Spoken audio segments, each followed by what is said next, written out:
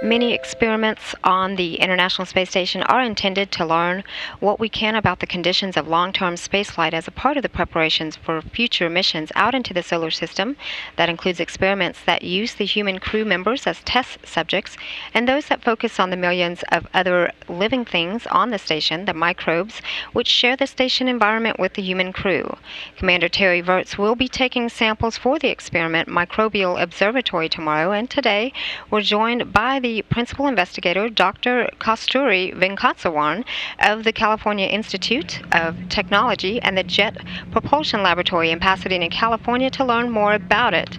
Hi, Dr. Venkateswaran. Thank you for joining us today. Hi, how are you? Thank you for having us on the air.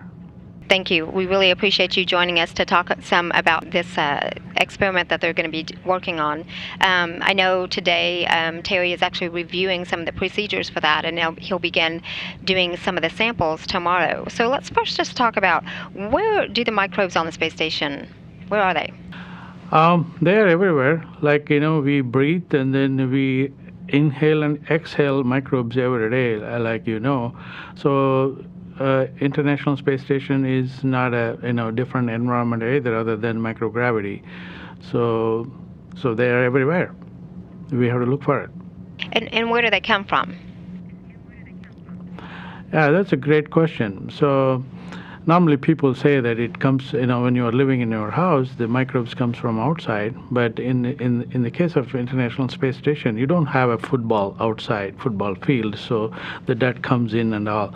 But actually, the human are the walking fermenters. So they hold, say, 10 to the 14 cells, microbial cells. When compared to their own eukaryotic cells, they are about 1,000 times more.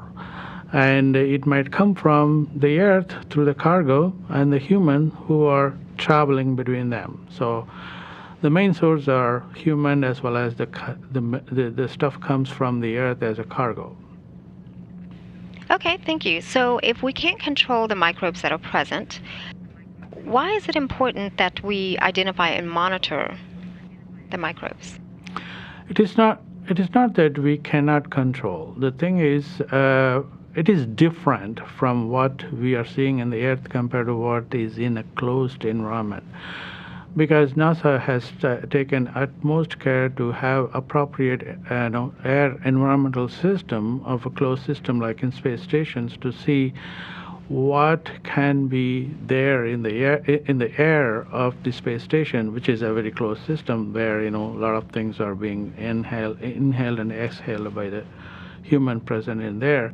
So it is not that you cannot control, but you need to know what is in there, so that for a long period of human habitation in a closed system, you can learn from there and avoid a kind of prevention, so that if you monitor what is in there, you can prevent easily. And we should not forget the microbes are integral part of the human, so there are a lot of beneficial microbes out there that helps us also.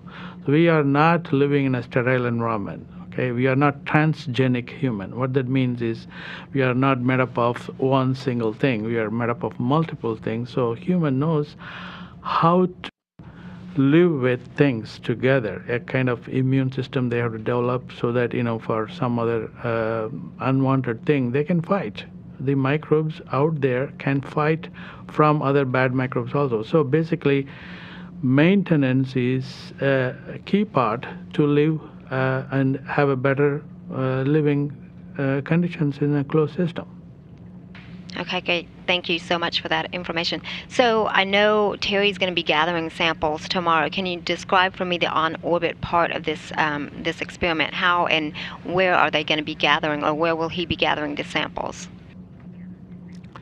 I think you might have shown some of the places where we are collecting samples. So we have awarded this experiment through NASA's Space Biology program to use the state-of-the-art molecular techniques to see how the microbes are, there in a set of locations. For example, astronauts are using the exercise platform, so they sweat a lot. So that means they also, shed a lot of microbes. So that kind of places where a lot of activities going on are the main target to have, and also day to day they have to eat, so there are certain specified area where they can eat and then chat. So that is the other place where people can shed stuff. So a dining table, and this particular experiment is on the US side only, so we are having the nodes 1 and 2 and 3 are covered of the US side, as well as some of the exercise place. And we also have other experiments which are on the way to collaborate with the European and Japanese people to measure the microbial diversity of their section of the space station also.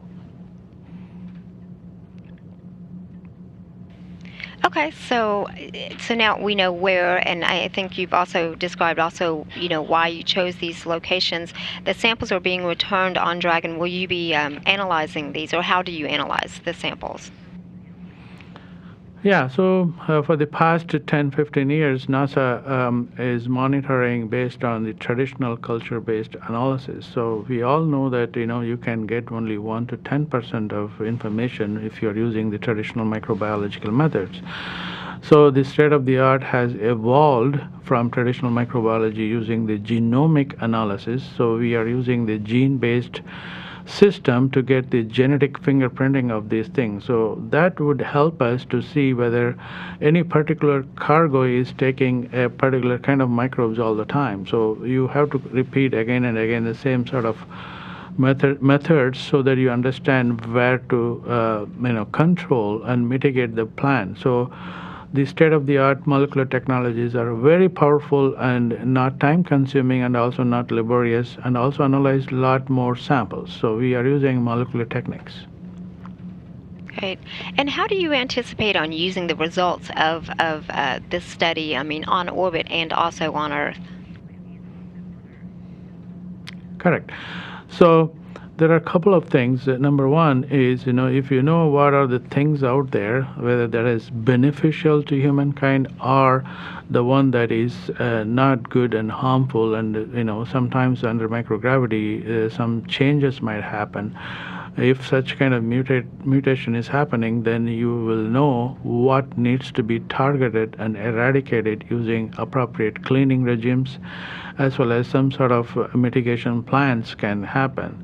So this is the first step towards achieving that particular goal, how to maintain a better living condition for the astronauts for a longer period of time. So right now we are getting data for 2 to 3 years, and that can be used to suggest NASA how to build appropriate environmental control system, thereby containing certain microbial parameters. And also, as I said all the time, there are certain many beneficial microbes out there that helps us to produce it for tomorrow's food processing. For example, if you are going to have a human presence in faraway planets, the one of the biggest thing is how do you keep the food and replenish it. So some of the beneficial microbes that you see there might be useful to the conditions that helps them to process such kind of things and then get benefited. Well, thank you very much for joining me again, Dr. Venkateswaran. It's very interesting research, and we look forward to learning more about the findings that you have throughout this. Thank you very much. You're very welcome, and a special thanks to the Commander Wirth, and hope to get more good samples tomorrow.